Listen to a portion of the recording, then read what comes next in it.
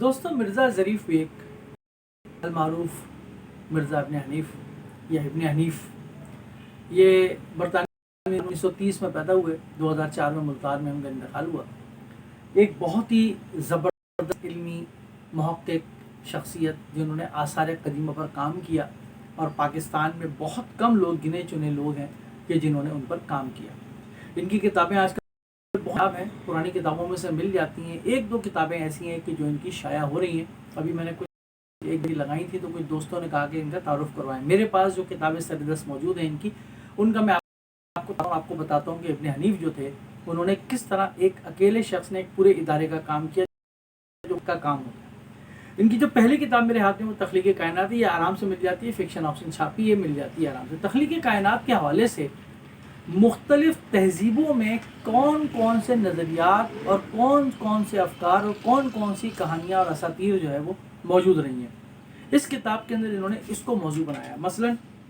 سمیری دور جو ہے اس کے اندر کون کون سی اس کا نظریہ تخلیق کائنات کیا تھا، وہاں کیا لوگ سوچتے تھے کہ کائنات کس طرح تخلیق ہوئی، بابلی دور میں کیا ہوا، یونانی دور میں کیا ہوا۔ اس طریقے سے انہوں نے اس زمانے کے جو 3 بڑے تہذیبوں کے مراکز تھے ان کو موضوع بحث بنا کر یہ بتایا کہ عراق اور یونان وغیرہ کے، انہوں نے یہ بتایا کہ ان کی نظر میں تخلیق کائنات اصل میں ہوئی کیسے۔ اور بڑی دلچسپ اس میں کہانیاں ہیں، آپ پڑھیں گے اور کیا تحقیق ہے، اور آپ دیکھیں گے کہ مرزا محمد ابن حنیف نے کیا شاندار کام کیا تخلیق کائنات کے حوالے سے، آپ کو پتہ چلے گا۔ اس کے بعد ایک اور بہت شاندار کتاب ان کی 7 دریاؤں کی سرزمین، یہ کتاب بھی مل جاتی ہے، فکشن ہاؤس نے چھاپی ہے۔ یہ کتاب پاکستان کے اوپر ہے۔ آپ حیرت کریں گے کہ پاکستان میں تو 5 دریا بہتے نہیں، 5 نہیں، انہوں نے محقق ہیں تحقیق کر کے ثابت کیا کہ 7 دریا پاکستان میں بہتے تھے۔ پاکستان میں وادی سندھ کی قدیم کا ارتقا ہے، پھر ہاکڑا تمدن ہے، پھر ازمن ہے قدیم میں اندرون و بیرون ملک دریائے اور بحری رابطے پاکستان اور عراق کے تعلقات اس زمانے میں تھے۔ ہزاروں سال پہلے عراقی کتبوں میں علاقوں میں ملوہ، ماگان اور دلمون وغیرہ کا ذکر ہے۔ پھر اس کے بعد جو ہے جو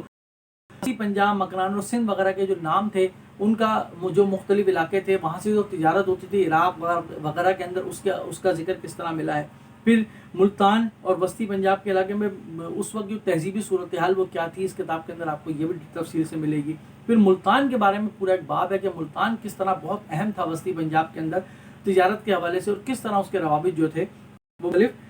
جگہوں سے تھے، مثلا رگی بیت وغیرہ کے اندر آریاں اور غیر آریوں کی آویزش وغیرہ کیا ہوئی۔ پھر ملتان کے ملی قبائل وغیرہ بھی ہیں۔ تو یہ بہت اچھی کتاب ہے پاکستان کی تاریخ کے حوالے سے، پورے پاکستان کی قدیم تاریخ کی بہت اچھی کتاب ہے، اور پاکستان کی جو تہذیب اور جو تمدن ہے وہ کتنا پرانا ہے اور اس کا تعلق وہ آس پاس کی تہذیبوں سے کس طرح تھا، اس کتاب کے اندر آپ یہ پڑھ سکتے ہیں۔ ابن حنیف صاحب نے اس کے اندر ایک پھر ایک کتاب میرے پاس ہے قدیم ترین جادوگروں کی کہانیاں۔ یہ کتاب جو ہے وہ بیکن بکس نے شائع کی تھی زمانے میں، اب یہ ملتی نہیں ہے، مجھے بھی پرانی کتابوں میں سے ملی تھی۔ تو اس کے اندر بڑی دلچسپ قسم کی کہانیاں ہیں، جادوگروں کی کہانیاں، اور یہ جادوگروں کی کہانیاں کسی ایک تہذیب سے متعلق نہیں ہیں بلکہ مختلف تہذیب سے متعلق ہیں اس کے اندر۔ تو یہ مصر کا قدیم ترین ادب جو جلد کا ایک حصہ ہے، یہ اس کے اندر بہت ساری یہ 3600 سال پہلے کی کہانیاں ہیں مصر وغیرہ کی جادوگروں کی، انہوں نے اس کو موضوع بنایا، اور کتنی شعوری کہانیاں آپ پڑھیں گے تو آپ کو اندازہ ہوگا، اس کتاب کو پڑھنے کے بعد ہم کو اندازہ ہوگا کہ اس زمانے کے لوگ کس طرح سوچتے تھے، سماج کو، معاشرت کو، معیشت کو، نفسیات کو، لوگوں کی نفسیات کیسی تھی، کہانیوں کے ذریعے آپ کو معلوم ملتی ہے۔ تو اس کے اندر کافی کہانیاں ہیں جادوگروں کی، فرعونوں وغیرہ کی، اور مصر کے حوالے سے یہ بہت شاندار کتاب ہے۔ پھر میرے پاس ایک کتاب ہے بھولی بسری کہانیاں مصر، یہ بالکل ایک الگ چیز ہے، وہ جادوگروں کی کہانیاں تھی، یہ بھولی بسری کہانیاں، یہ بھی بیکن بکس ملتان سے شائع ہوئی تھی، زیادہ تر کتابیں ان کی وہیں سے شائع ہوئی۔ اس میں جو ہے وہ مصر کا جو قدیم مصری دیوتا تھے ان سے جو منسوب کہانیاں ہیں، دیوتاؤں سے منسوب کہانیاں ہیں، دیویوں سے منسوب کہانیاں ہیں، ان کے جانوروں جو دیوتا تھے ان سے جو منسوب کہانیاں ہیں، اس کے بارے میں بہت مفصل اور بہت تفصیل کے ساتھ آپ کو اس کے اندر وہ بھولی بسری کہانیاں ملیں گی۔ پھر بھولی بسری کہانیاں بھارت، کیونکہ ظاہر ہے کہ یہ خطہ بھی بڑا ہمارا قدیم رہا ہے، تو بھارت کے حوالے سے بھی بھولی بسری کہانیاں، یہ کتاب مجھے پرانی کتابوں میں سے ملی، بیکن بکس نے یہ چھاپی تھی۔ اس کے اندر جو ہے وہ اندر دیوتا اور برہمن اور برہما کی بیٹی، بیٹے، اندر کا آسمان، وشنو،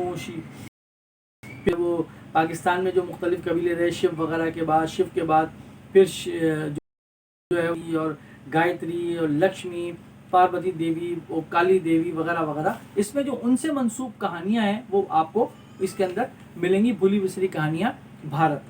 फिर एक और बड़ी दिलचस्प और बहुत ही शानदार किताब उनकी भूली बिसरी कहानियाँ, यह है यूनान कहानी। आपको मालूम है यूनान भी बड़ा तहजीबी मुल्क रहा है, फ़लसफ़े से पहले भी वहाँ पर माइथोलॉजी रही है या असातीर जो हमारे रही है। आपको मालूम है कि वहाँ पर हेरोडोटस जैसा बंदा पैदा हुआ, तारीख दानता और हुमर जैसा शख्स पैदा हुआ जो कि शायर था, और उसने इलियड और ओडिसी को तरतीब दिया था। ट्राई वगैरह आप जानते होंगे, ये सारी की कहानियाँ उसी में से निकली हैं। तो यूनानी तारीख के मुख्तलिफ अदवार हैं इसके अंदर, कदीम नाम हैं, नस्लें हैं, और उसके बाद तख्लीकी सरचश्मे कौन से हैं इसके अंदर जो कहानियों के हैं कदीम। फिर इसके अंदर जो है वो मुख्तलिफ इलाकों के तारुफ है, और वहाँ से मंसूब जो कहानियाँ हैं वो इसके अंदर बयान की। आप मबसूत देखें, डिटेल जिल्द देखें ज़रा, यूनान की भूली बसरी कहानियाँ यूनान। उसके बाद जो बहुत ही शानदार काम मुझे लगा इनकी, तो 2 जिल्दें हैं, दुनिया का कदीम तरीन अदब अव्वल और दुनिया का कदीम तरीन अदब 2। ये मेसोपोटामियन तहजीब, जो इराक़ की कदीम तरीन तहजीब है अभी तक 8000 साल कबल मसीह तक, वहाँ से जो तख्तियाँ मिली हैं उनको जो पढ़ा गया है, उनमें जो चीज़ें आई हैं इन दोनों किताबों के अंदर, उसका जिक्र है। आप अंदाज़ा लगा सकते हैं कि किस कदर तहकीक और किस कदर रिसर्च और किस कदर अरक़रेज़ी से काम किया है इब्न हनीफ साहब ने। और इसके अंदर इसमें देखें, जैसे ये पहली जिल्द जो है दुनिया का कदीम अदब, इसमें सुमेर और सुमेरी अलवा और उनकी नौइयत जो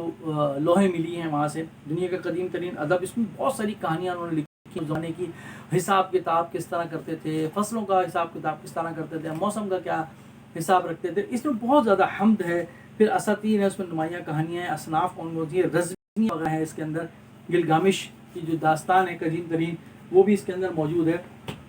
और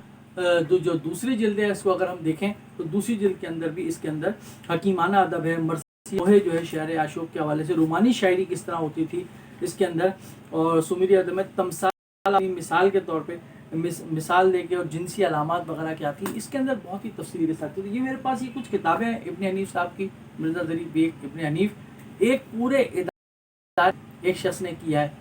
मेरी गुजारिश ये है बीगिन बुक्स मुल्तान वालों से,